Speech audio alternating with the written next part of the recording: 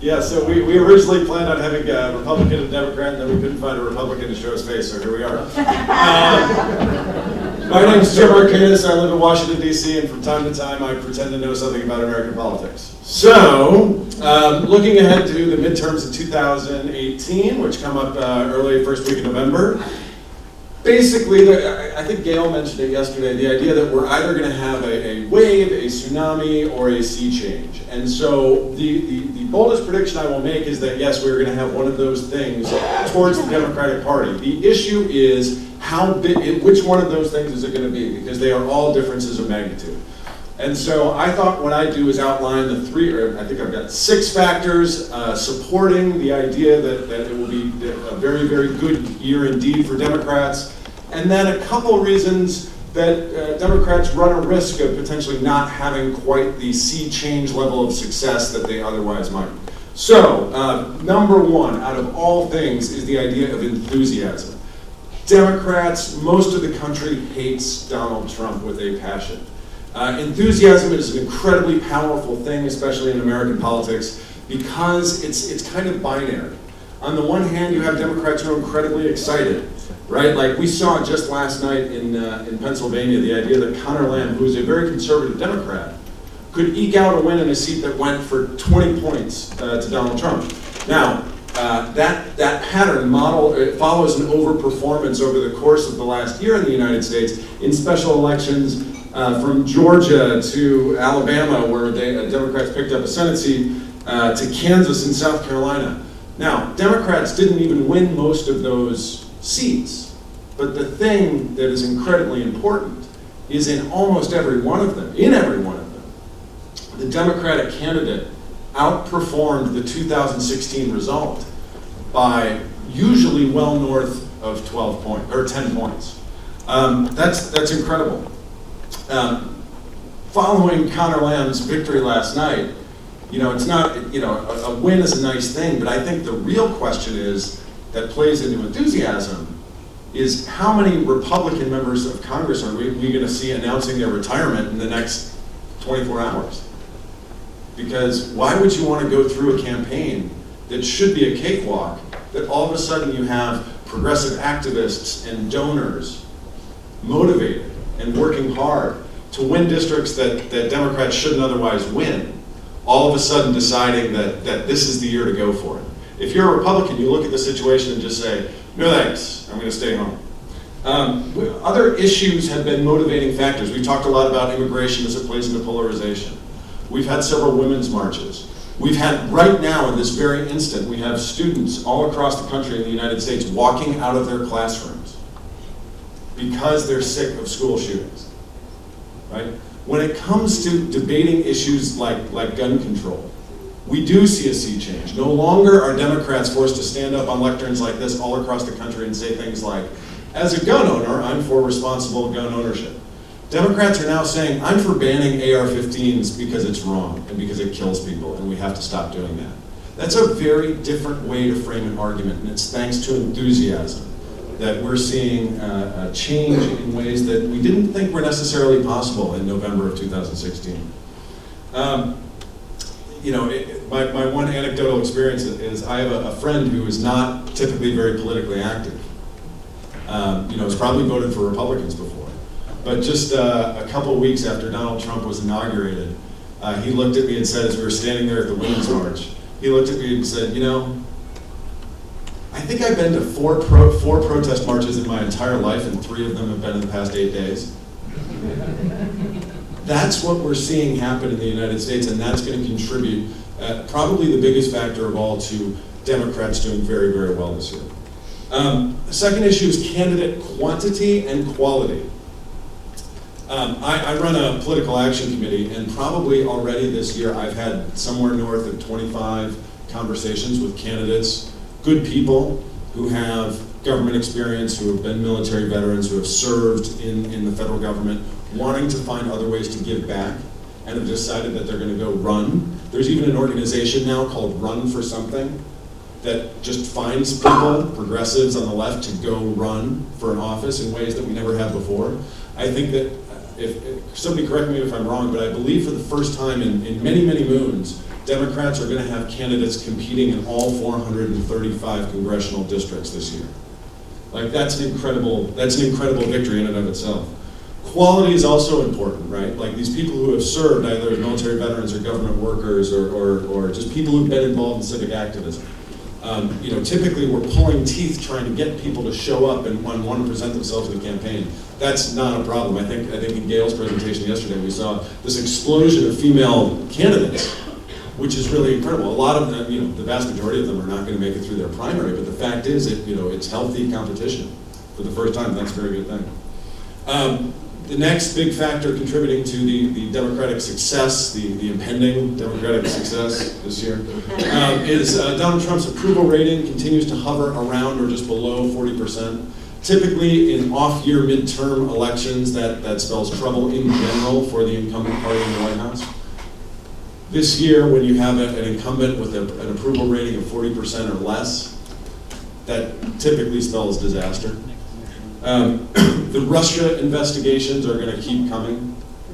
There's going to be a continued drip, drip, drip, possibly buckets of cold water, in terms of breaking news that's only going to continue to damage the president. I mentioned the gun control debate. That's definitely a sea change. And then the last big factor I think that will continue to contribute to Democratic success over the course of the next several months is that no one is taking away Donald Trump's Twitter account.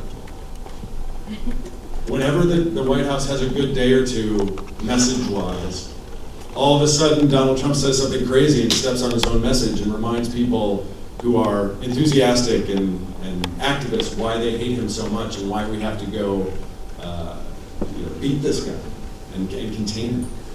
So that's all the positive stuff. Briefly, the handful of things on the negative side which would make it something closer to a wave as opposed to a tsunami or a sea change are kind of the following. Message.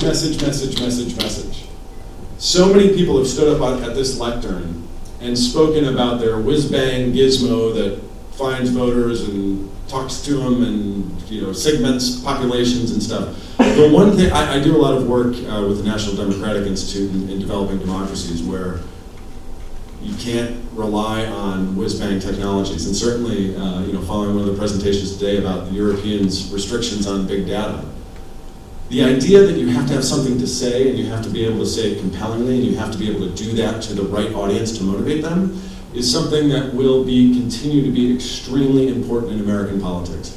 Hillary Clinton lost by and large because though she had all these other foibles, she didn't really have an overarching message to her campaign.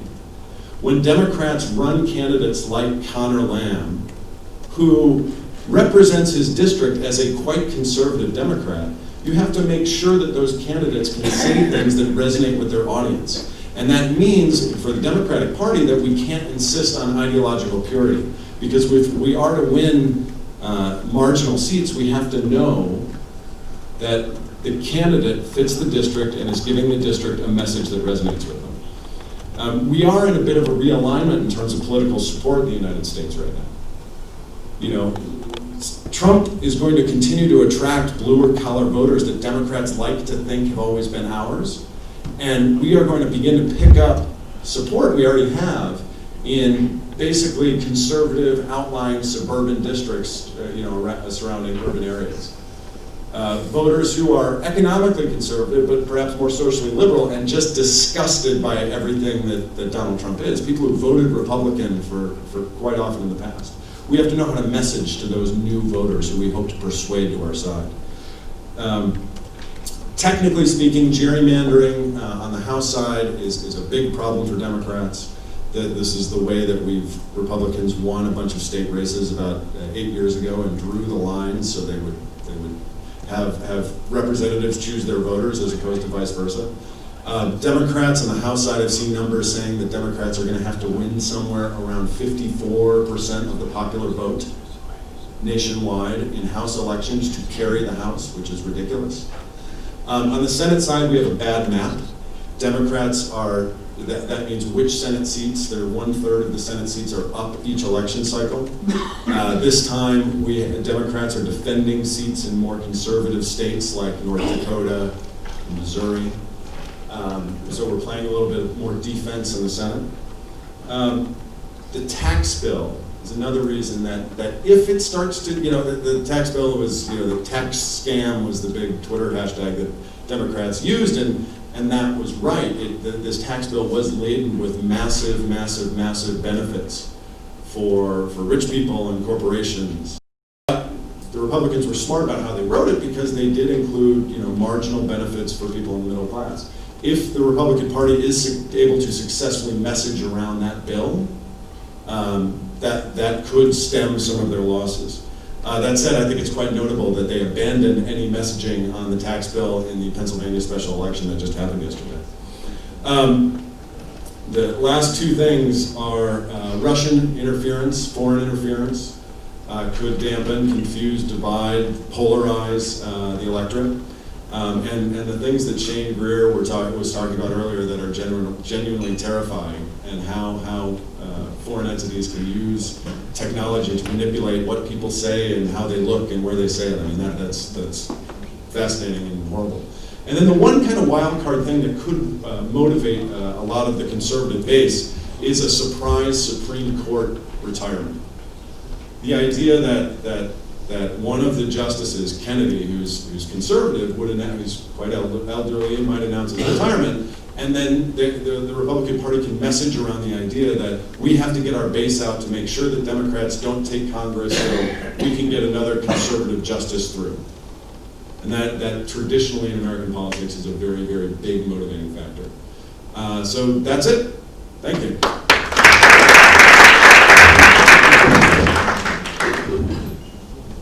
Thank you. Tom Edmonds called and asked if I would surrogate for him.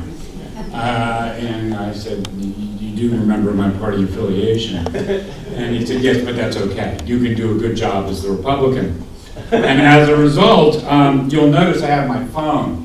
And that is why, because I figure as a good Republican, my comments may be terminated by a tweet from the president saying I'm fired, just like that fine Secretary of State. Now, my comments would be a lot easier today if it hadn't been for the results last night in Pennsylvania.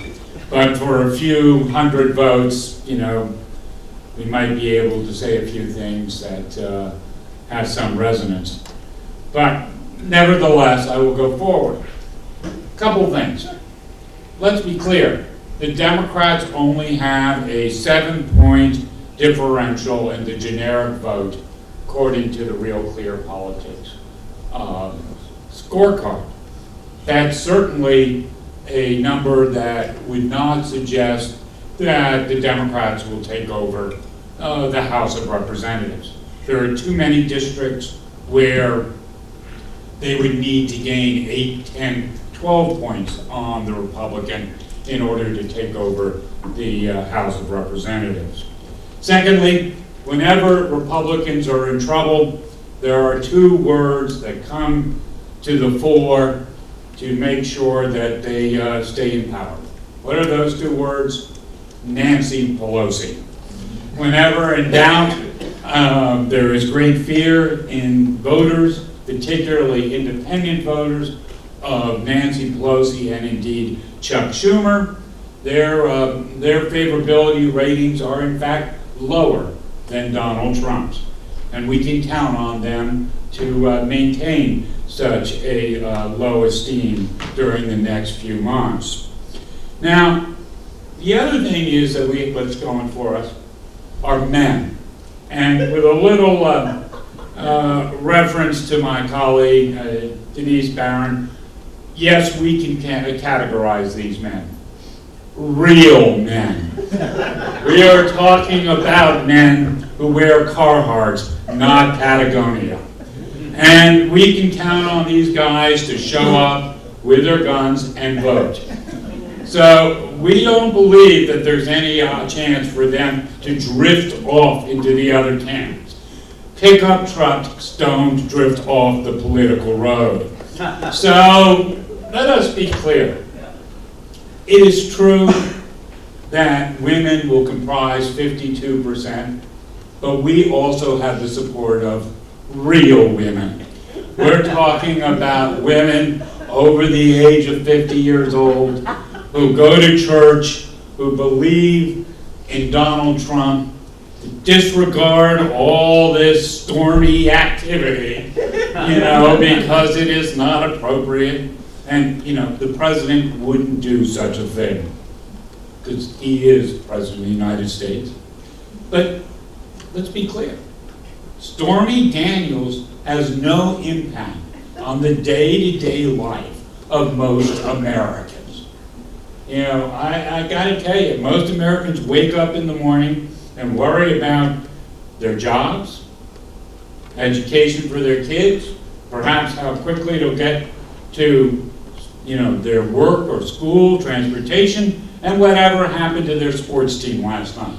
It does not necessarily include Stormy Daniels and the proclivities of the President of the United States. What about those tax cuts? Those tax cuts actually go to people who vote. We forget about this. Most of the Democrats I hear are screaming about how these tax cuts didn't help the people at the lower end of the income scale. Well, they don't vote. So if you're going to give a tax cut to people, give it to some group that'll at least benefit your party.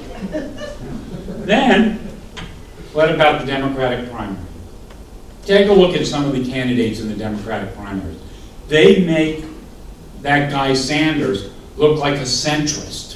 Probably when you look at the Democratic Party primaries, that you're going to get a bunch of left-wing nutcases coming out of those primaries that'll be up against good, stable Republicans.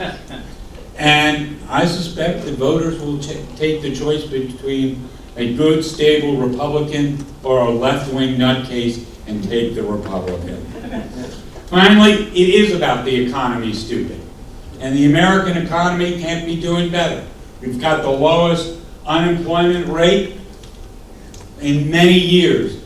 The stock market is way up, thank you to Donald Trump. And we can expect it to continue, the economy to expand, particularly with the tariffs that will help the workers in the Middle West, particularly in those districts that happen to be swing districts. So, I gotta tell you, if we look at this, what you see is Donald Trump may be disliked, but much of his policies are liked by many of the voters.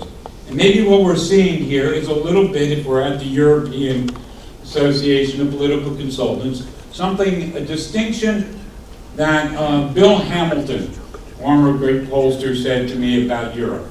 He said, remember, in Europe, you don't have to like the candidate to win if you like their policies. In the United States, you have to like the candidate regardless of whether or not you like their policies. And maybe Donald Trump has a little bit more European in him than we all care to admit.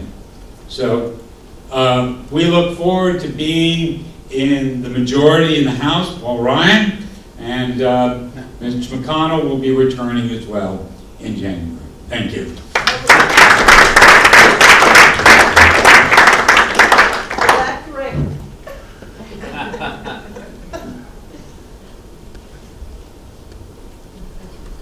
Questions? Yes. Yes, I just want to point something out to my esteemed Republican colleague. That there are 114 seats in the U.S. House, more Republican than Pennsylvania 18. So cinch it up a little bit there. But my question is this. We work with candidates in a lot of very red places. And I keep telling them, and I just want to bounce this off and see if you think I'm right or not. Whatever we're going to get from the anti-Donald Trump wave, we get for free. We don't have to talk about Donald Trump. Donald Trump's doing enough of that himself. So talk about bread and butter issues, talk about local issues, and ignore Donald Trump. Right? Wrong? Here's what I would say. It isn't ignoring Donald Trump if you can link it to the policies. In other words, classically in Western United States, that you can attack Ryan Zinke, Donald Trump's public lands policies that'll take public lands away from hunters, anglers, and sportsmen, right? That's basically attacking Donald Trump's policies, but not attacking Donald Trump. But all the negatives that reside with Donald Trump cascade over and are amplified by Zinke and others. So generally speaking, it is best to sort of attack the DeVos-Zinke gang as opposed to directly to Donald Trump.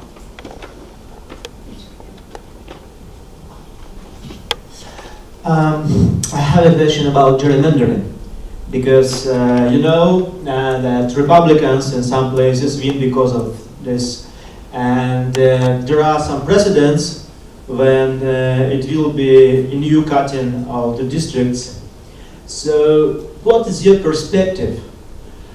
Could it stay just a precedent in a few states, or it could be a big program before 2020 when you will have a new cutting of the districts? Thank you so much. Sure.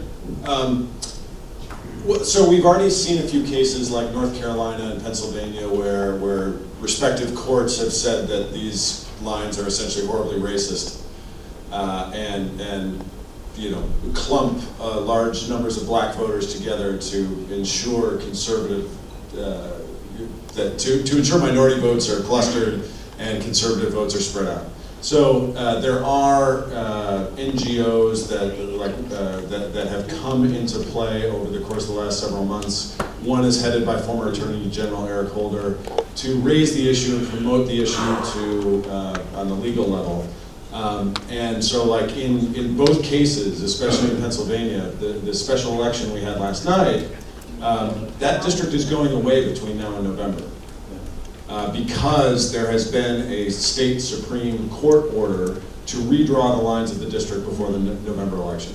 It's going to continue to be on a state-by-state basis, based on activism and success in court cases and legal petitions. So, and then of course, it will continue to be addressed politically, where, you know, following the results of the 2020 census as well as the results of elections that year, which will determine how individual states compose their districting commissions. And again, it will just vary between each one. But for those of us who are opposed to gerrymandering, and you know, as a Democrat, Democrats do it too in plenty of other states, you know, we should acknowledge, you know, I'm for fair competition in general, and hope that you know, I want voters to elect candidates, not candidates to elect voters.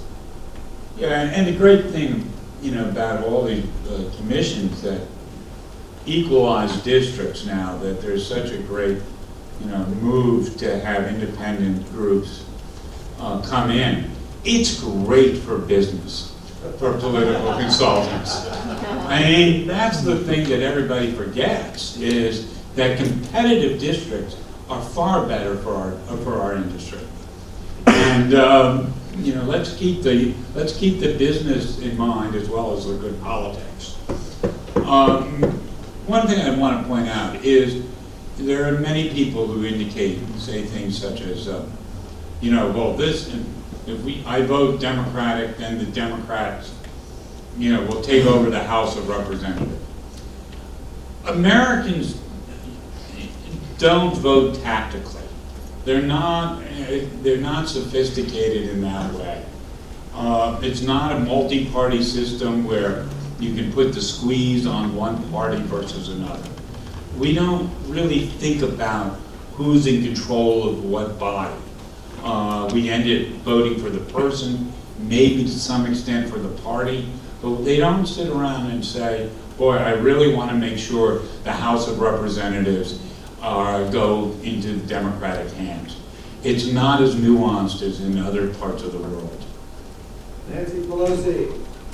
Well, I mean, you'll see, so for the Nancy Pelosi argument, you'll see more and more candidates like Connor Lamb did in the special election say, sure, go ahead and vote for me because I vow not to support Nancy Pelosi for leader. Yeah, and so we'll continue to see that if Republicans try and use Nancy Pelosi as an anchor around candidates. But one of the successes of Connor Lamb, get to him, one of my earlier points, is he didn't go through a primary, where he was pushed to the left. And I think that was one of the real benefits for his candidacy. Other questions? Thank you very much.